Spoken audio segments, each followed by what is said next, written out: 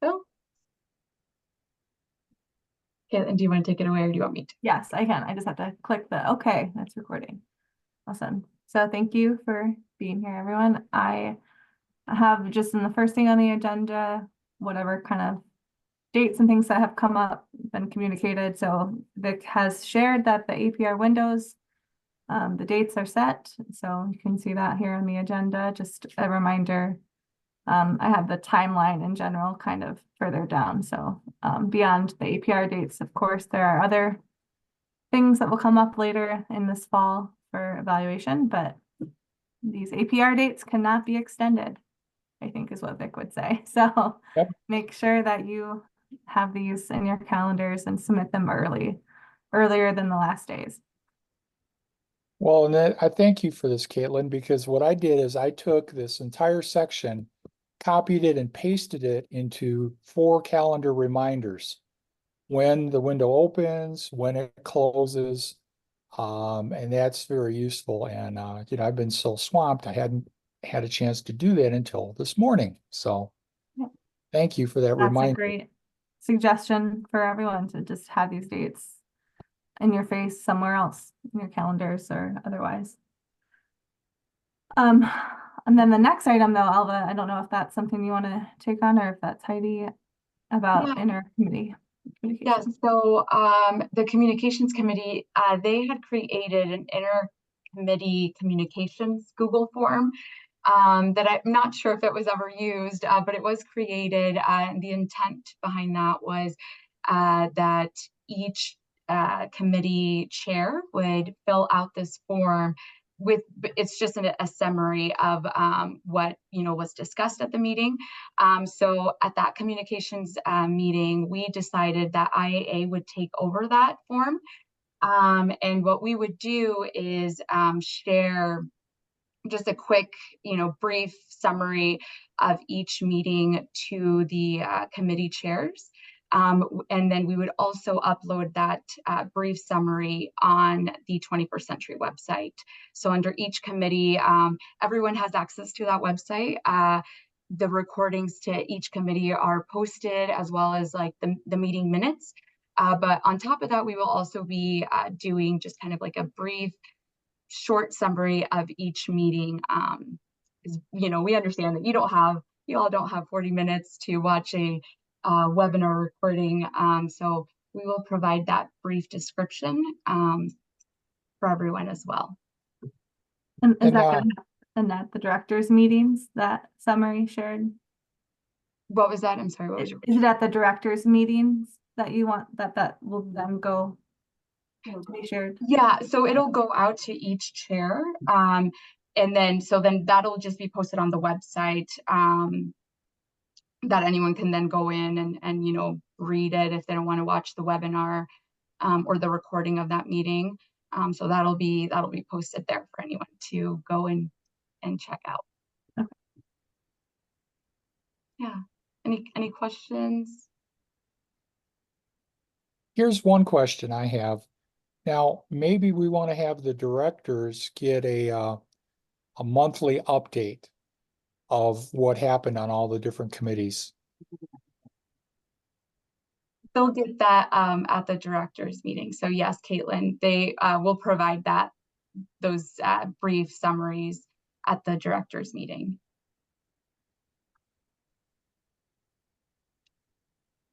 And I think as a reminder for what that means for evaluation, I think different ideas have come up in the past, even with the communications committee specifically, like if it's about sharing outcomes publicly, communication types of tools that can be available. And so the cross connection between committees can be made depending on what the different focus areas are. So I do like that that's kind of kicking back up. That'll be helpful to just understand where other people and groups are putting their efforts towards. So yeah, for sure. For sure. Hi, Erin. Yes, that is definitely what what we're hoping for. We all talk about some very important stuff in each respective meeting, which should then also be shared with everyone else. So we're hoping that that'll then bridge the gap with that. Right. So moving on, the focus that we had for June, as if you remember, we have different months kind of just tagged out with different topics. One would be the statewide report, which I do believe is still being worked on. So Yes. yeah. So maybe in the next meeting we'll have that in our hands, which would be our August meeting, but obviously a lot of work does go into that, and having different evaluations have been requested extensions and things like that. It shifts the time frame, I'm pretty sure. So Absolutely. Yeah. Yeah, here's where we are with that. We've got everything's in, but the people that had extensions, maybe until February, when we got a chance to review it, there were some data questions. And we're not going to put stuff out until we're absolutely sure that the data is correct. So we're in that process now of getting those responses in and making the final updates. But I am really happy to share this with you. We are from the latest evaluation, we went from 7,000 kids in the pandemic to 10,626 kids being served as of the last year. So I think we're going to go back up to be serving 14, 15,000 kids, maybe in the next evaluation or the one after that. And that'll put us on a par with the state of Missouri that gets twice as much money than Iowa. So, you guys are doing a terrific job. And also, this is because of so many partnerships that we have. And that went up. During the pandemic, it was 400 and something. Now we're up to 644, I believe is the new number. And, that's also going to get showcased out on something that's going to the governor's office. So, and then for some of the kids that need it the most, here's where we are as of the latest. We're serving an average of 70% free and reduced lunch, 9.9% of limited English proficient students, 15% kids with special needs. So, I mean, that's huge. That's way above the state average, and it shows that we are targeting the kids that need this program the most. And, I thank you guys for all your hard work on this. Yeah, thank you for sharing that, Vic. I think, when we do have that, those are the types of things that'll be nice to bring back to this group too, because it's the full circle of why we have the evaluation process and having it be collected as a whole state instead of what we all only individually did as our own program, so we can see the kind of fuller picture of what's happening statewide. So that is why that's on our one of our focus areas. So we'll just hold off on that one until we have that to look at, which will be exciting. Evaluation timeline is kind of, don't have too much to say on that. Things are kind of set for when they're due. I do have a little snippet of a timeline that's in the committee guide, which is posted on the 21st Century website. So you can always refer back to that timeline.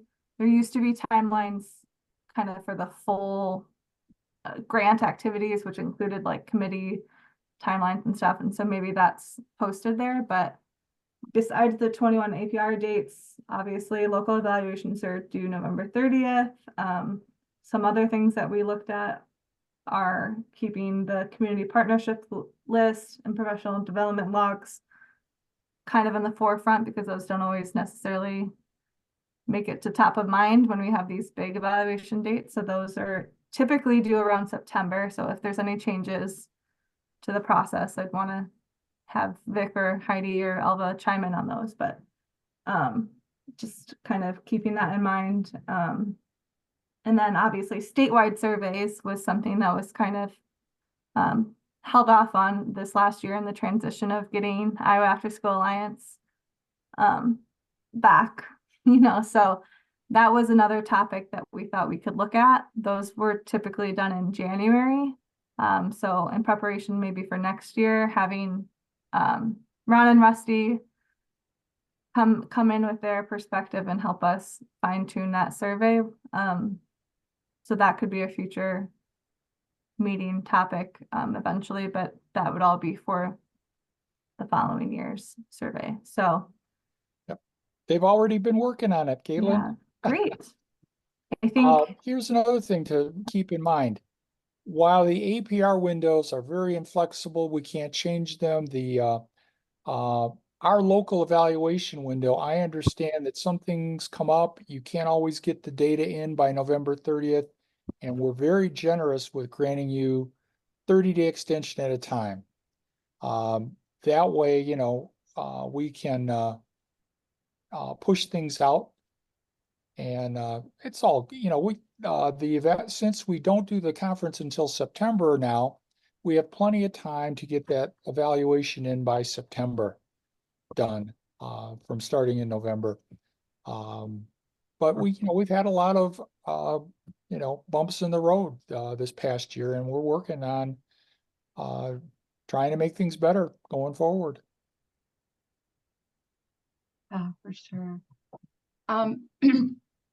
Next up, we had some additional resources here that we had found online that we thought, may be helpful to you all. Let me see if I can share my screen here.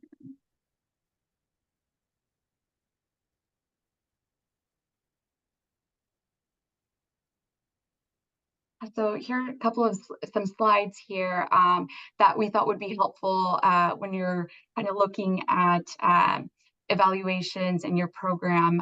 So here's one on how to develop a program logic model. I'm sure you already have this, but these slides just kind of like really walk you through how to create a program logic model and the main elements of that and what they are.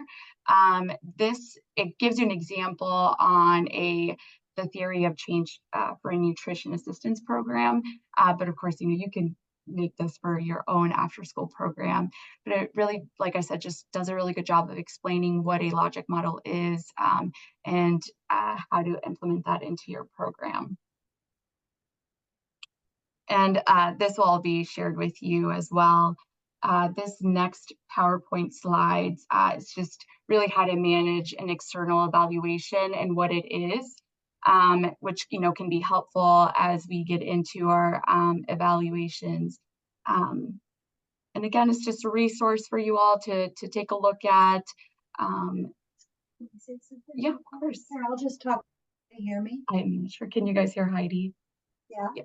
I just wanted to say we just kind of were poking around looking for additional kind of ancillary resources. Of course, this doesn't, the external evaluation training that 21st Century, then the Department of Ed provides, is the main resource. This is just if you're interested in maybe looking a little bit deeper, or potentially you want to look through it and there's a slide that really makes sense to you or resonates with you or something like that. We just, wanted this opportunity to be able to provide some little additional resources in addition to what the full extent of the evaluation committee provides too. So, Can you go back up to that section that says, or anything like that. Can you go back up to the part where it says manage your evaluator? That caught my eye because one of the things when your local evaluator, they're supposed to not just, crunch data, but they're supposed to provide a rationale in certain sections of the template. And that's really important. If you didn't meet your local objectives, they're supposed to provide some details as to why. And so a lot of times what we see is, that information is coming up short. So make sure you're working with your local evaluator and getting them to do those sections where they provide the description. And going forward, I want to let you guys know that pay attention to those local objectives. Those are yours, but you're held accountable for them. So we want you to have them reasonable and measurable we've got people with, the way they did it, some of them have 15 objectives. You don't need that many. So if anytime you need to have a meeting to go over that, and we're going to cover this again in the fall about, defining good local objectives, because I can tell you right now, they're building risk assessment model at the department. And according to the guidance, we are supposed to be using your local evaluations in this risk assessment model. So I've been telling you guys this for years about working on those local objectives. And you need to pay attention on that, because I want you to have it to where it reflects your program. I mean, we've got stuff that they said, oh, well, we were going to have some parent meetings, but nobody took attendance. We don't know how many parents showed up or anything like that. Didn't meet the objective. So, make sure you've got, at least you should be meeting your local objectives that you defined. Yeah, exactly. And like Heidi said, this was just a resource that we came across, and we thought it was a really, well laid out, and hopefully, help you all kind of understand it a little bit better. The other thing that I wanted to share, quickly added this to the agenda, is the Impact After School Conference. So we have some dates and we have a hotel. So, and our registration is also live. So I'll go over that here. So our dates are Thursday, September 26th and Friday, September 27th. So definitely save the date. And the location, we are back at Stony Creek Hotel, Des Moines, Johnston area.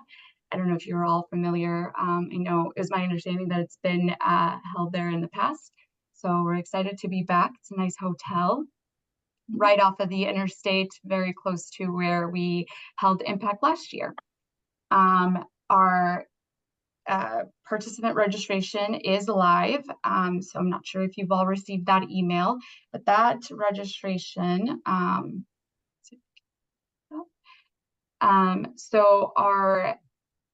the early bird is through July 12th, and it is $140, and then it does go up to $175 after that July 12th date. So that is open, and we also have our presenters, our call for presenters form that is also open. So if you have anyone you'd like to share that with, or if you all wanted to present, you could fill out that form and we'd get back to you, as well as our exhibitor registration is also open. So I'll share those links with you all. Please share them. We've already reached out to our community partners list. So we reached out to everyone on that list, invited them to submit a proposal for presentation or to come exhibit at our conference. Does Vic want to talk about bringing a partner? Oh, Vic, did you want to say anything about bringing a partner to? Yes, I'm glad you brought that up. Okay. This year, we're going to allow you to bring a partner to the conference and pay for that partner.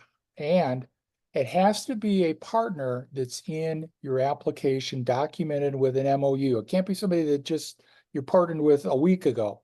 It has to be in that official application, because then it can be covered. And we're going to have a special partnership session that we want your partner to attend. We're going to start moving partnerships to the next level. I have a goal of hitting 1,000 partnerships in Iowa, and I think we can do that. When I talk with businesses around the state, the support we have is huge. I've got, when a lot of people were losing partners, people that were working with me gained partners during a pandemic. So, I mean, that's huge. Another thing, what we're going to do is probably set a minimum standard for partners in order to, in order for your program to be considered not at risk, you start out with 5 partners even to apply, and you document that with 5 MOUs. Now, minimum standard should be getting one partner every year of the grant. So 5 more partners, so that at the end of your one cohort, you should have 10 partners in place. Now, don't get overwhelmed because we have a statewide partnership list. If you needed a partner and you were busy that year, you could contact IPTV and say, hey, come, we want to, have you guys come out and do some training in your PBS after school program with us. That counts as one of your partners for that year. So I think it's doable for us because we do have some people that, they're getting a grant and I'm not seeing, growth in the partnerships. So just letting you guys know ahead of time, that's where we're headed. And also, let me tell you this, we're serving more kids because of the partners, and the in-kind support is like $3.5 million additional with money, facilities, staff that comes in at no cost or partial cost to provide field trips, all those other things that enhance our program. That is huge. And, it creates better and more varied experiences for kids. And that's another reason for the success we've been having. Yeah, for sure. Any questions on that? It's kind of on the partnership part of it. Vic, it's in regards to like San Francisco and the presentation. Oh, Do I actually get to talk for the presentation, or am I just up there saying, hey, I'm just here for Vic? And like, I don't say anything? you can certainly narrate. We've got a couple of slides. It's a 15-minute presentation, but most of it is videos. Oh, So, okay, well, I'll you find a can way to probably talk, because for a then I few can be a minutes. national speaker. Well, yeah, you will be a national speaker. I had a meeting with my federal program officer this morning, and I told her you would be coming in my place. Yep, I'll be there. So I just want to know like what all it would entail. If it's just me standing there, if I actually get to talk. We'll have a I'm meeting. okay either way.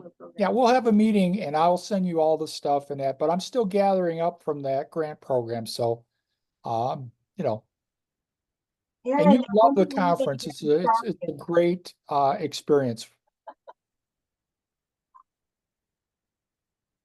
What did you say, Heidi? Go ahead, go ahead. That there won't be anyone there to stop you. Just get up there, grab the mic. Right? Crash the symposium. Yeah. You'd be great at representing Iowa. I believe in you. Oh, thanks. I'll make sure someone takes pictures. Yes, for sure. That's awesome. Thanks, Erin, for repping. That's gonna be good. No problem. No. It's all for the kids, right? Yeah. Yep, exactly. I was just gonna chime in with a couple of things from the last, like resources shared too, related to like the contracts with external evaluators. We do have a template for what a contract could look like. That's something I think that the committee worked on prior to me, but I think Crystal was a part of that maybe. So that's just a resource that's probably complementary to some of those things that were shared in that slide. So check that out. And then Hey, also pop related, quiz. yeah, Pop quiz. Who can tell me what the maximum amount you can do in a evaluation contract is? for the line item of evaluation. Well, for the total amount for your local evaluator, how much can that contract be and it's a percentage? 4%. Yes. Gold star. Quick pop quiz. And you guys know the story about that. Some of you do, some of you probably don't. We had these out-of-state companies trying to cold call our superintendents about signing up for an evaluation. We'll write the grant for you. Just sign this contract and you agree to spend 30% of your grant on this sports equipment, and then we were going to do your local evaluations for you at 15% every year. And I thought that was price gouging, plus the fact that they didn't tell the superintendents that they cannot enter into a contract before they're awarded the grant and use those grant funds. So they were trying to get them to use their own money to pay for that sports equipment because it couldn't have been covered by the 21st Century Grant. So we put it up on the department and we put it right on their limit of 4%. Those cold calls have disappeared because it's no longer profitable for them to come to Iowa and try to make money. We've got plenty of good people here in Iowa that can do your local evaluation. A lot of AEA retired folks, you name it, university folks. And we've got a list that's been updated for evaluation on the Iowa Alliance website. Yeah. Do you all have someone you work with?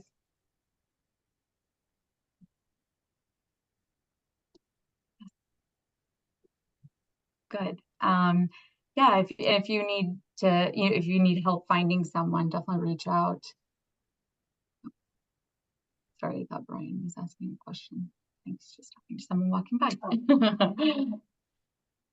Yeah, any questions, anything else that we can help answer? I did wonder if that PDF that Vic sent, did you want to cover that guidance? It wasn't, seemed like maybe too much different, but Sure, we can go over it real quick and then make sure that it gets sent out with the meeting notes. It's shows you all the new changes to the evaluation guidance from the feds. So I basically copied and pasted it and I put in a few notes. And oh, what a cute baby. oh yeah, they made an appearance. Sorry, I'm trying to bring that up and I'm not sure If I can share, I can bring it up. yeah, that would be great. Hey, I can share. Perfect. There we go. So this is just a little snippet of the evaluation portion. And so I thought it's very relevant to this committee. And notice in red, there's all the federal statutes that require us to do these things. Here's what should be in there, performance indicators and measures. We have that in the data collection form template that we use and we update every year. And basically we're tracking student success and improvement over time. And even though the APR has the data and not giving us the longitudinal data, Ron and Rusty have been doing it the old-fashioned way. And so we are including longitudinal data in our state evaluation. And of course, the APR has those state assessment results and other indicators of student success like attendance. This is why I'm always trying to get a pulse on our attendance because it's a national measure. And, I've been through a program that had closed. Before I did 21st Century, I did educational technology, E2D2, Title II Part D. And the reason that program ended was not because it wasn't a good program, because they had problems with reporting that data into the GEPRA. The data that the Fed's U.S. Department of Ed asked for didn't match. And so every year it kept saying, no data reported, no data reported. And we had tons of data. And eventually they couldn't fix it, bureaucracy and all, and they ended a wonderful program.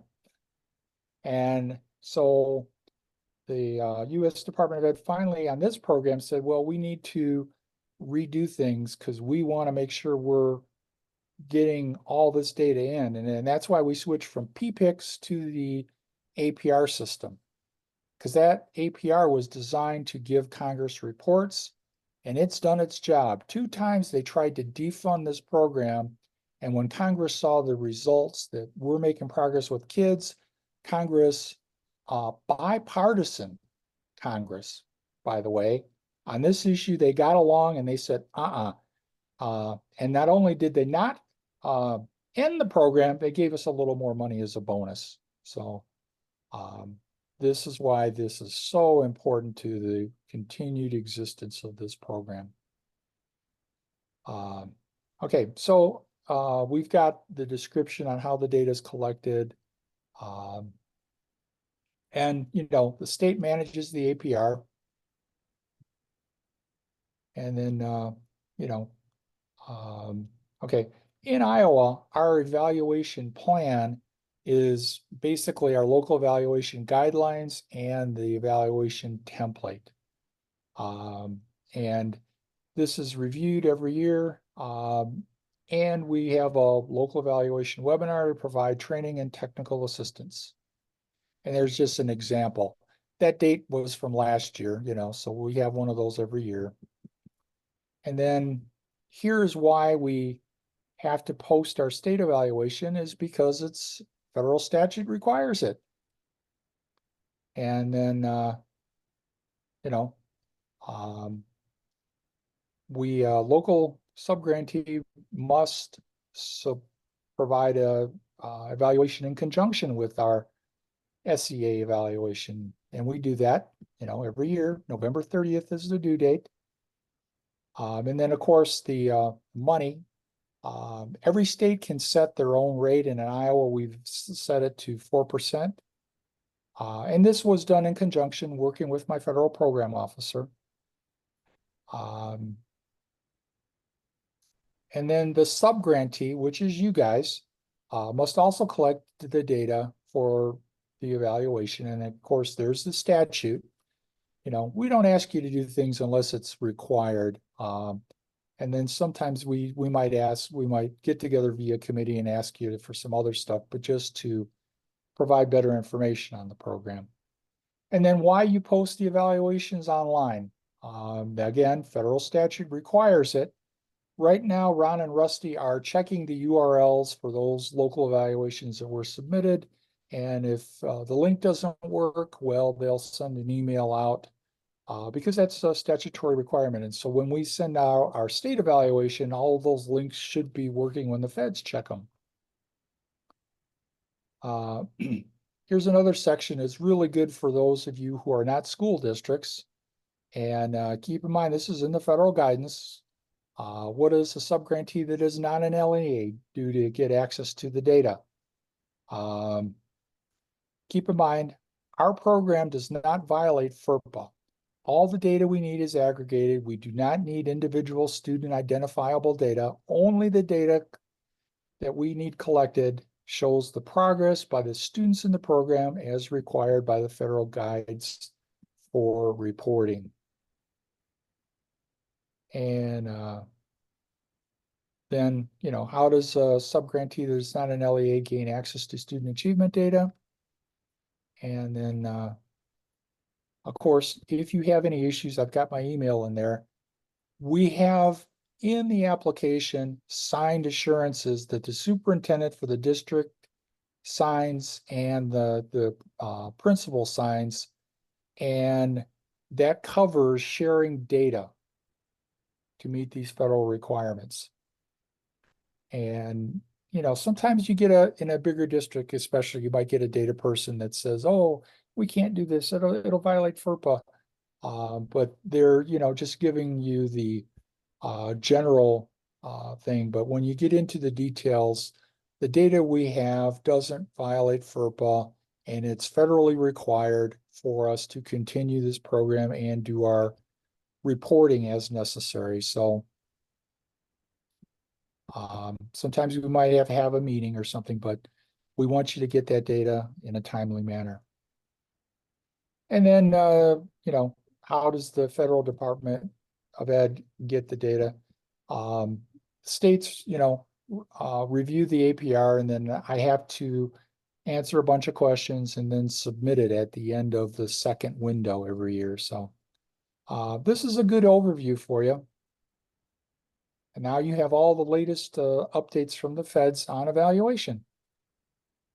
None of it seemed to be changing too much. It's just more reinforcing the things we already have in place. This was my interpretation reading through that. Yes. Yeah. And one of the things I've been doing is I've been bugging them that data is in the APR. They need to create a way that we can get our longitudinal data out of the system, not just for the states, but you should be able to have access to your past data as well when they're done processing those windows. And it's been a couple years, but I'm still working on it. Mhm. You know, the the update for 2023 is an update that was last done in 2003. So it took them 20 years to make these changes. So they don't, sometimes they don't move very fast. Yeah, well, thank you for that, Vic. Well, anything else before I stop the recording?